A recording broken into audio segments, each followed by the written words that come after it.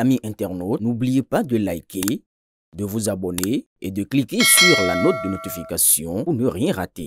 Amis internautes de Belle TV, très heureuse de vous retrouver sur votre chaîne de référence. Les fiançailles représentent une déclaration d'amour, un engagement sérieux vers le mariage.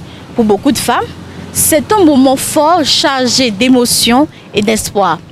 Mais lorsque cette période s'éternise, elle peut devenir source de frustration, d'incertitude et parfois de compromis sur des valeurs essentielles comme l'intimité. Combien de femmes restent ainsi engagées dans des relations sans avenir, nourries d'espoir qui ne se concrétisent jamais? D'où la question, ne faudrait-il pas limiter la durée des fiançailles? Armand Dansset, vice-président de la Commission des affaires sociales, du sport, de la culture et de l'éducation à l'Assemblée nationale, estime qu'il serait temps de légiférer sur une durée raisonnable des fiançailles afin de protéger celles qui y investissent amour, énergie et temps. La question de la durée des fiançailles mérite réflexion, notamment ici à Parakou où elle suscite déjà de nombreux débats.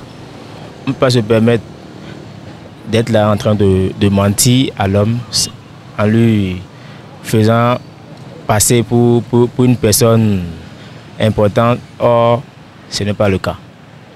Ce n'est pas en 3 mois que tu vas connaître une femme. Ce n'est pas en 3 mois que tu vas t'engager dans un mariage. Je ne crois pas. De prendre le maximum de temps possible. Et elle-même, d'ailleurs, ce n'est pas question homme. Elle-même, d'ailleurs, elle peut décider de te lâcher après 3 ans. Non? Donc, ça va dans les deux sens. Ça va dans les deux sens. L'intérêt, c'est partout. L'inconvénient, c'est aussi partout. Tu ne veux pas la personne. Du coup, il faut relâcher la relation et laisser ça. Pour pouvoir libérer l'autre. Pour voir que l'autre reste là. Traîner. Après, tu viens, je dis, bah, je ne veux pas.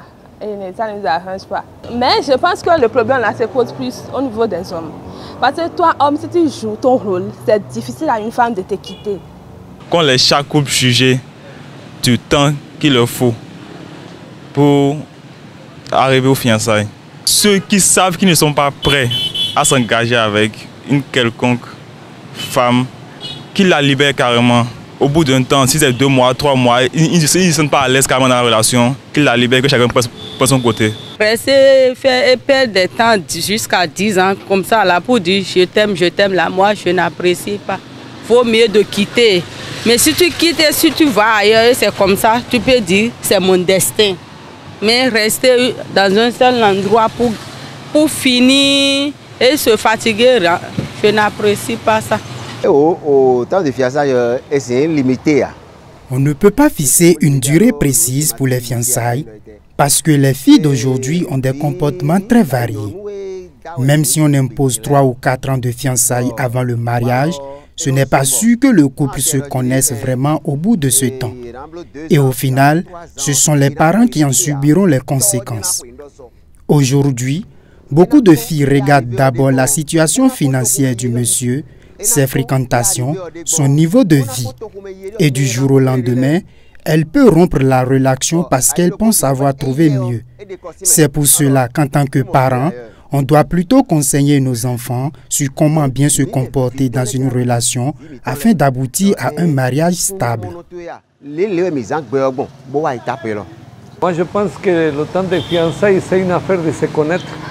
Ça veut dire qu'il doit avoir un temps suffisant pour que le couple se connaisse. Et donc pour certaines personnes, ça peut prendre un peu plus de temps, d'autres moins. Je ne voudrais pas donner des jours comme cela. Mais bon, je pense aussi que ça dépend de la confiance des personnes.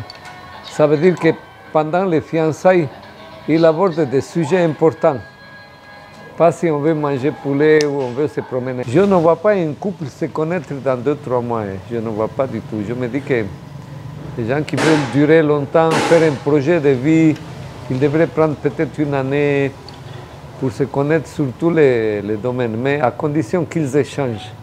Sinon, rester ensemble seulement pour sortir, s'amuser, ça peut durer des années sans se connaître forcément. Dans nos sociétés traditionnelles, les gens avait déjà initié quelque chose et que nous devons respecter. Moi, par exemple, si prêt à Dieu qu'un jour que je devienne président de la République, je vais faire ce qu'on appelle le volte-face. Autrement dit, passer sur d'abord la tradition avant de revenir sur le modernisme. C'est très important. Si on limitait ça, moi je ne serais pas du tout d'accord. On doit d'abord laisser les gens s'étudier pendant au moins un grand moment donné, avant que le mariage proprement dit ne soit peut-être fait. Surtout nous les jeunes d'aujourd'hui. Nous aimons la facilité et nous n'aimons pas parfois honorer ce qu'on dit au prime abord. Et secondo, quand on essaie de ne pas respecter cela, ce n'est pas du tout bien. Il faut essayer de respecter ce que nous avons proposé. Honorer la famille de la femme, respecter la femme et pourquoi pas même rendre la femme heureuse. Mais sortir avec la femme pendant 2 ans, 4 ans et après on déçoit la femme, je pense déjà que c'est un péché. Et ceux-là qui le font, il est temps pour que ces personnes-là, ces derniers, cessent de le faire. Sinon, le faire, c'est contribuer alors à la construction de la maison du diable. L'objectif serait de protéger certaines femmes contre les abus émotionnels liés à des promesses prolongées ou non tenues. Cependant, les avis divergent. Et vous, adhérez-vous à cette idée de limiter la durée des fiançailles? Donnez vos avis en commentaire.